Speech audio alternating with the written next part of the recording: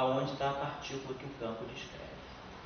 Se vocês observarem bem, naquela função de Green, o polo é aonde? O polo é K2 igual a zero. Kb igual a zero. O polo está aqui. Isso aqui é Kb. Eu chamo de K2. Que é o K0 ao quadrado, né? Isso é K2. Quando isso aqui for zero, eu estou no polo. Mas quando isso aqui é zero, significa que, na verdade, na minha equação de campo, eu tenho isso. Se eu olhar na equação de campo, o que é o polo do propagador, na equação de campo, se a equação de campo é isso aqui, D'Alembertiano, do campo φ, igual a fonte. Então, isso aqui é K2, transformada de Fourier do campo, igual a transformada de Fourier da fonte. Então, K2 igual a zero, né, significa que, tenho essa equação aqui. K2 igual, vamos ver, tem a equação homogênea. K2 é igual a zero, significa que esse zero aqui, ele, na hora que eu tirei a função de Green, foi justamente quando eu inverti isso aqui, eu peguei 1 sobre K2, o que é polo na função de Green é o zero do operador. O operador é K2, então como o polo, o K2 é zero no polo, o K2 é um zero, a transformada de Fourier do operador. Então, mas o que é K2 igual a zero? Nós já vimos. É K0 igual a K. Ou seja, H cortado ômega, energia igual a PC. Lembra que a gente fez essa associação lá no curso de eletromagnetismo? K2 igual a zero significa K0 K0 igual ao módulo de K. K0 é ômega sobre C, módulo de K. Ou seja, ômega igual a KC. Multiplica aqui por H cortado, multiplica aqui por H cortado, é igual a PC. Então, na representação de partícula, isso aqui é uma partícula de massa de repouso nulo. Então, o polo do propagador, ele está no fundo me descrevendo, quando o propagador zerou, quando eu pinçar o polo do propagador, na verdade eu estou pinçando essa energia aqui, essa relação aqui. Que é o quê? Que é a relação entre energia e momento numa partícula de massa de repouso nulo. Então, o polo do propagador, ele representa a partícula física que aquele campo está descrevendo. Mas isso relacionado à ausência de fonte? É, porque o campo tem que estar livre. Falando da partícula, não estou falando da partícula dessa. Isso que eu tirei a fonte, para poder falar da partícula livre. O campo livre descreve a partícula livre. Então, nós vamos ver daqui para frente que sempre que, por exemplo, eu só estou chamando a atenção de vocês para vocês pensarem, sempre que num propagador aparecer um polo, não fiquem com medo. O polo é o infinito, matemático. Mas fisicamente ele está representando uma partícula física. E aquela prescrição do mais IF, menos IF do IF é para a gente evitar o polo. A gente, nem lá no Ctrl+C, Ctrl+V, né? Você engana o Word fazendo alguma coisa, aqui a gente vai enganar o polo. A gente engana a singularidade jogando aquele epsilon. Ou seja, nesse momento eu estou fazendo física, né? Eu estou botando meu dedão dentro de uma matemática para ter a interpretação física que eu quero. Então, se eu botar o meu dedão com o IF K0, eu ganho a função de Green avançada. Se eu botar o menos IF K0, eu ganho a função de Green retardada. Se eu botar o IF, eu ganho o propagador da teoria quântica de campos. Então, eu tenho liberdade dentro da função de Green para criar prescrições, para transformar uma coisa que é infinita numa coisa que é finita. Eu estou tirando física a partir do infinito. Está entendendo o processo? Eu estou trabalhando com distribuições. Essa aqui é a ideia de tirar. Distribuição é uma coisa que é infinita, mas você pode garimpar alguma coisinha que presta nesse bichão aí, né? Tá bom? Então, essa é essa mensagem que eu vou estar transmitindo para vocês na nossa discussão dos propagadores. Então, vamos dizer assim, a apresentação é essa. Eu agora vou deixar algumas tarefinhas para vocês calcularem funções de Green.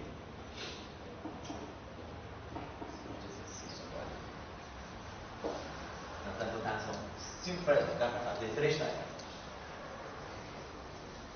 Então, a ideia da função de Green... Uma forma de dizer que essa aqui de X, né? Essa aqui? Essa dá a ideia do propagador. Essa é uma forma de dizer fundamental daquela... Eu acho que a diferença da física de Newton para de Maxwell, justamente que você de Maxwell, você entra com carga de campo. Um negócio assim que não faz sentido para Newton, né? E aquela fórmula ali expressa claramente Porque para Newton tudo é não causal. Newton ele pensa na instantaneidade, né? Tudo é ação e reação, tudo imediato. Você perde essa noção de propagação, né? Ele é imaterial. O Newton ele é macarrão, né? Assim, é dono da casa da moeda, né? Ele gostava de coisa material, né? E a coisa de campo é justamente uma natureza imaterial da matéria. Então, ali você nota, por exemplo, qualquer fonte que seja uma carga, uma massa, vai gerar um campo. Então, o espaço é cheio de campo. Isso. É uma coisa difícil de a gente compreender isso, e aceitando o espaço é cheio de campo. Certo. Assim, lá no seminário, por exemplo, posso falar? Pode falar. Dá uma dica para ele, seu bom lá. Ele estava falando agora sobre quem? O Kolbe, sobre Dark Matter, Dark Energy. E daí esses caras assim, no fundo, são sinceros. Eles não tem nada que assegure, né? Que seja nada, tudo é opinião, né? E daí ele estava defendendo muito a tese que o Lambda lá da a constante cosmológica. Que é a fonte de energia escura, né? Ele vai por essa linha? A linha mais ou menos, a linha talvez oficial que tem que falar. Ele é muito limpo também, sabe? Bom, mas eu estou querendo falar isso. E daí, essa coisa que eu estou fazendo, se o espaço tudo é preenchido por campo, campo que é tudo preenchido por campo, até qual é a importância? A não linearidade dos campos não poderia fazer um papel melhor do que essa cosmológica. Mas eu digo, o que é interessante é que para a gente é difícil entender que tudo é o espaço preenchido. Nos dedos gregos, a gente tem que saber do que é preenchido o espaço. Os gregos preenchiam o DDR, certo? E a gente agora preenche de campo. E aquela formulazinha mostra bem, eu tenho uma carga aqui, uma massa, qualquer coisa que eu tiver, vai dar um campo. Ela vai gerar, aquela ponte vai gerar um campo. Então, quer dizer, aquela materialidade que viu, ela é transformada logo num campo. E a gente daí começa a trabalhar com um campo. A discussão é uma discussão que transcende também a física. Eu acho que essa discussão está na sociologia, né? Marx, né? A dialética do material é isso que é a ideia que modifica. O que você tem duas coisas? Você tem o concreto, você tem as ações, você tem as ideias. As ideias saem das ações ou você produz ações a partir das ideias, né? Quer dizer, essa discussão, Marx coloca de um jeito, Hegel coloca de outro. Tem gente que diz que não, tudo sai das ações, das ideias. As ideias, elas geram inclusive as ações. Tem gente que diz, não, para o Marx não, Marx é materialista, né? É ação. Estou aprendendo isso com meu filho e estou tentando colocar isso na física, porque a gente vê os paralelos, mas eu estou pegando aí na carona na tua colocação, que é justamente isso. Será que eu preciso de carga, matéria, para gerar radiação e energia? Ou, quem sabe, eu posso até mesmo, a partir da pura energia, gerar matéria? O que vem primeiro? É a energia, eu preciso do elétron para gerar onda eletromagnética, ou eu poderia estar numa situação em que eu tenho onda eletromagnética gerando a própria matéria? E aí tem importância da não linearidade. A não linearidade. Só para dar um exemplo, que essas discussões são boas, e muitas vezes a gente não amadurece, demora anos. Eu me lembro uma vez na cafeteria lá em Trieste, você estava por lá. E o diretor lá da escola que fez o doutorado chamava Mate. O professor Mate, sei. E o Mate era pesquisos assim de. Bom, daí o Mate estava defendendo a noção de bolinha. Bolinha, você se lembra? Que, uma coisa de bolinha, vem para como fosse uma bolinha. E a turma dizia, bom, mas tem a noção de.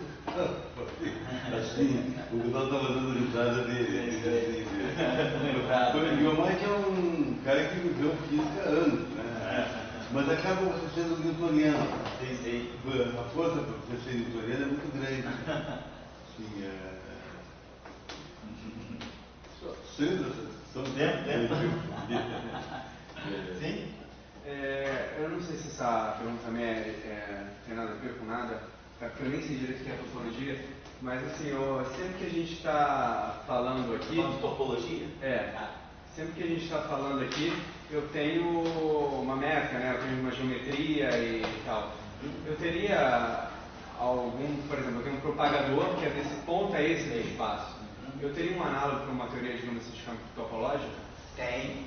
Você pode tirar uma função de Green de uma teoria de campo topológico. Agora a questão é, nessa teoria de campo topológica, né, esse propagador, ele está realmente propagando. A questão é, ele está propagando o quê? Será que ele propaga uma partícula?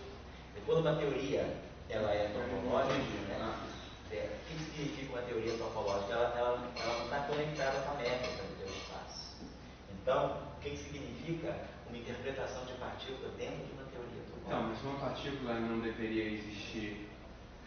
Tudo bem, sem massa não há espaço na geometria e vice-versa. A massa está ligada à geometria, pelo menos isso que você quer chegar onde? O que você quer falar? Porque para mim, não, eu queria realmente saber se tem esse análogo. Tem. Numa teoria de campo topológico, que é uma teoria, quando você vai falar uma teoria de campo topológica, você pode não estar propagando nada. Geralmente na teoria de campo topológica, ela não está. Se ela é topológica, pode ser tipo instantâneo. Ela não está propagando nada. Ela está medindo apenas, ela está dando apenas uma noção do que acontece nas fronteiras do teu espaço. Nas fronteiras do meu espaço. Que espaço é esse? Que fronteiras são essas? Bom, o espaço pode ser espaço-tempo que você quiser trabalhando. Pode ser uma esfera, pode ser um espaço compacto. Pode não ser um espaço-tempo, pode ser, por exemplo, um espaço de Hilbert? Não, eu vejo um espaço real, um espaço de verdade. Um espaço-tempo, teria algum tipo de compacto ou não, tipo de espaço-tempo. Eu vou deixar um exercício, já que você fez essa pergunta, eu vou deixar um exercício para vocês, vocês já podem fazer hoje sobre isso. Então, essa pergunta foi inspiradora nesse sentido. Então, esse aqui é o exercício simples, esse aqui é o exercício de cálculo 1, que é calcular o operador de Green para a função de uma variável apenas. Então, é dizer D2 dx2 mais alfa 2 atuando no g de x menos y é a função delta de x menos y. D4 dx4 atuando em g de x menos y é delta de x, é tudo unidimensional. Então, isso aqui são duas funções de Green unidimensionais. Tá? Só esse exercício simples. Tá? Então, isso significa, né, claro, se eu tiver uma equação, a pergunta é, qual é, se eu tiver um campo, né, que satisfaz a essa equação, D2 dx2 mais alfa 2 atuando, certo, e de x igual a 1 j de x, quando eu resolver o problema dessa função de Green, significa que eu sei que é meu φ de x. Meu φ de x vai ser integral em x'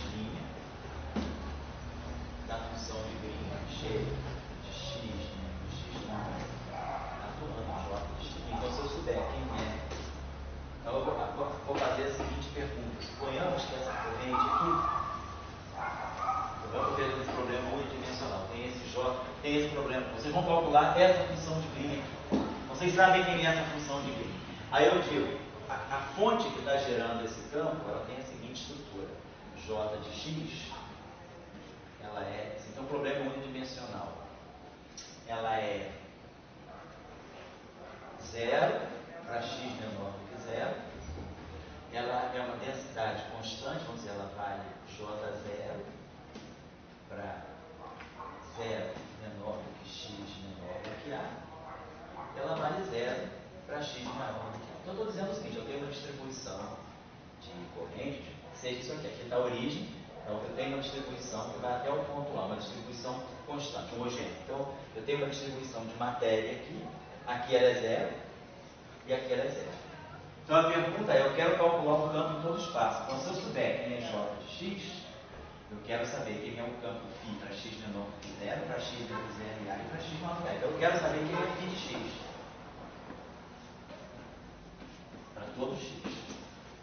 Então, vocês calculando a função de Green, tendo a função de Green, vocês colocam a função de Green dentro da integral do J. Mas agora você sabe quem é a função J. Então, eu tenho essa distribuição de matéria. Assim, é uma distribuição constante. Então, eu posso querer saber. Então, se eu estou aqui, essa distribuição de matéria aqui vai gerar um campo. Aqui dentro, quem é o campo? E aqui fora, quem é o campo. Certo? Essa função de Green aqui, se vocês quiserem, vocês podem, esse J aqui, se vocês quiserem, pode escrever em função de uma coisa mais compacta, em termos da função de Heaviside. Vamos pensar. Ela é 0 para x menor do que 0.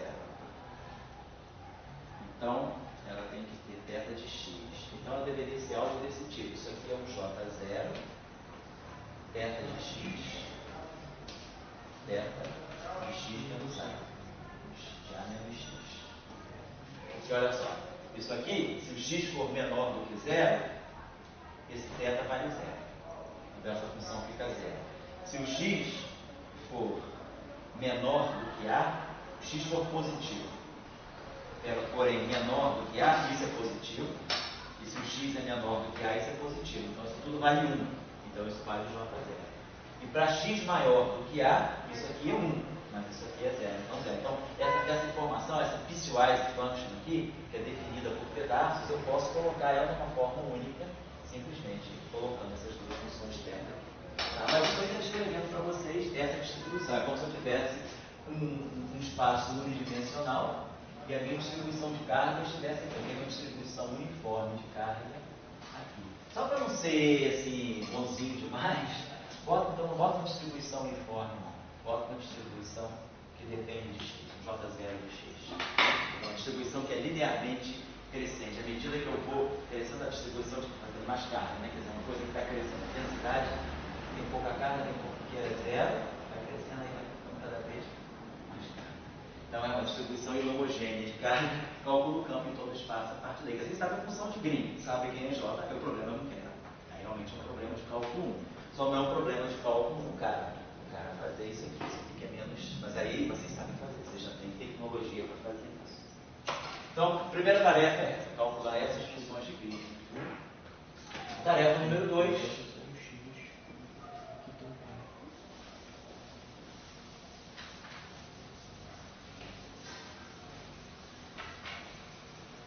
Vai ser mostrar que a função de Green, se eu tiver um espaço-tempo de duas dimensões espaciais, mas no seguinte, para D igual a 3, a função de Green do Laplaciano é isso aqui, Laplaciano atuando em menos 1 sobre 4π. Eu não mostrei algum, porque vocês já podem ter visto isso na graduação, em curso de métodos, né? Isso aqui dá o delta de x menos x'. Então isso aqui é a função de Green do Laplaciano, em 3 dimensões. Isso aqui eu já dei várias vezes para vocês. Vocês podem mostrar, ou a gente pode calcular no curso de elétrica. Pode até calcular na aula de amanhã, se for o caso. Agora eu quero que vocês façam esse problema para 2 dimensões. Eu quero que se vocês tiverem 2 dimensões, o Laplaciano é d2 dx2 mais d2 dy2. Então eu quero que vocês mostrem. Eu quero que vocês mostrem. Então, calcular. Chegar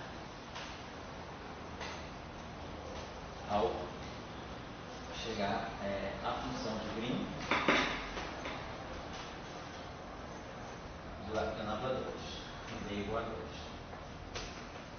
Vocês vão mostrar o seguinte, que é o Laplaciano, aí eu não sei se é 1 sobre 2π ou menos 1 sobre 2π, 1 sobre 2π, logaritmo de módulo de x menos x' é igual a delta 2 de x menos x'. Então, em 2 dimensões espaciais, a função de Green do Laplaciano é um logaritmo. Então isso diz o seguinte, qual é a interpretação da função de Green? A função de Green é o potencial gerado por uma carga multiforme. Então isso significa que se no plano eu botar uma carga no ponto x', ou botar uma carga na origem, o potencial de uma carga na origem, ele não cai como 1 sobre x, ele se comporta logaritmicamente. Está escrito aqui, é a interpretação da função de Green. Eu digo que a função de Green ela representa sempre o potencial de uma carga multiforme em um certo ponto, nesse caso o ponto x'. Certo? Ou sua origem dá um log de x, tá? Então, esse cálculo que eu gostaria que vocês fizessem. Quer dizer, mostrassem, né? Não é só verificar que isso é isso. Quer dizer, obtenham, façam esse exercício. Na aula 2, atuando em g de x menos x' em 2 dimensões. Isso aqui dá o delta 2. X menos x'. Então, calcular a função de Green do Laplaciano em 2 dimensões. Faz a tarefa número 2.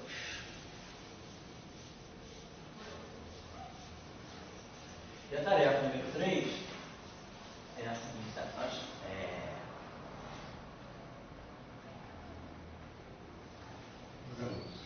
Oi? Pagamos. A tarefa 4 vai ser a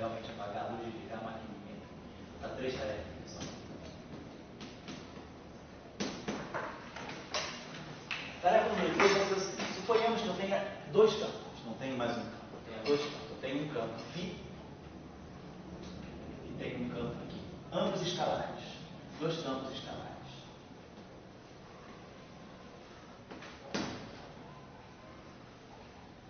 E aí, eu vou dizer para vocês que eu tenho as seguintes equações.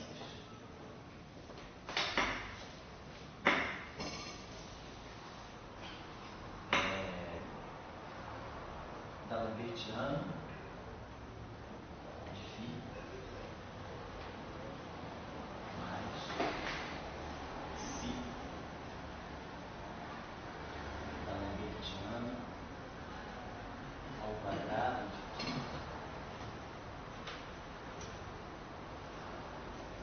mais alfa.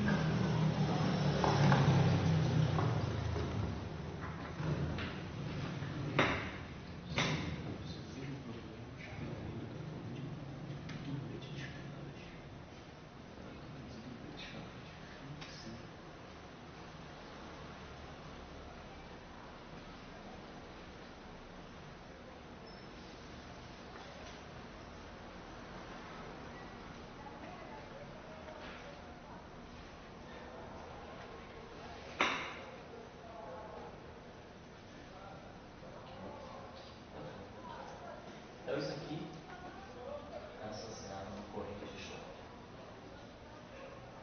E eu tenho a seguinte equação.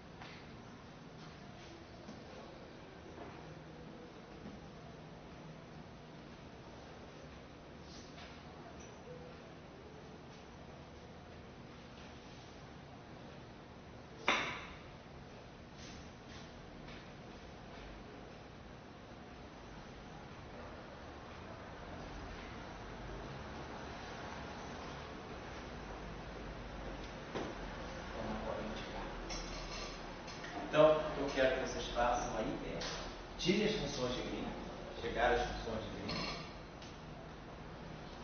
Mas no fundo, o que eu quero que vocês cheguem é o seguinte: é chegar a essa expressão, escrever, dada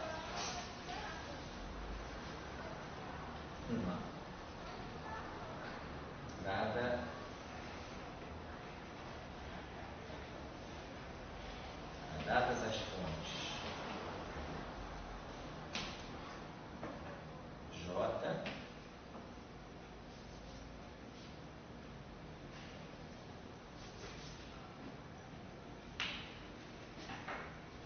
e K, dadas as fontes J diferente de zero e K igual a zero, chegar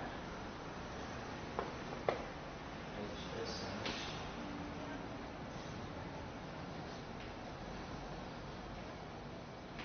para os campos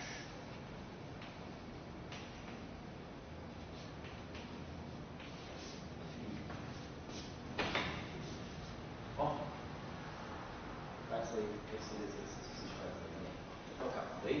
Então, a gente se encontra na próxima aula, se Deus quiser, na semana que vem.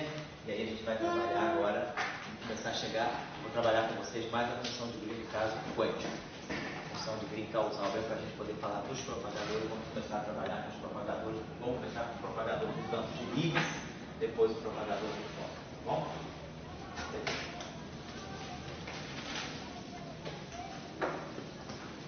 Depois eu vou marcar com vocês uma aula especial para esse curso aqui, porque teve uma semana aí, quando eu fui a Goiânia, né? Que foi no dia 13 de abril, eu não dei aula para vocês. Então essa aula do dia 13 eu tenho que repor no sábado. Bom, mas eu aviso com antecedência, tá?